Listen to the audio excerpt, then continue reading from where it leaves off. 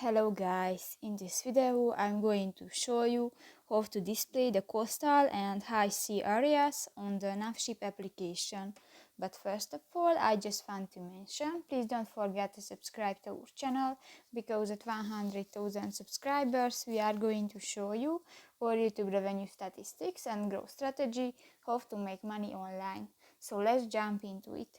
First of all, open the application on your device. Tap to the three lines at the upper left corner of the screen and go to the settings option. Go to the routing areas section and the last option, the coastal and their appended open areas option.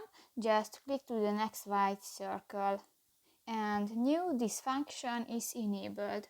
So that's pretty much it for this video, guys. See you in the next one. Bye bye.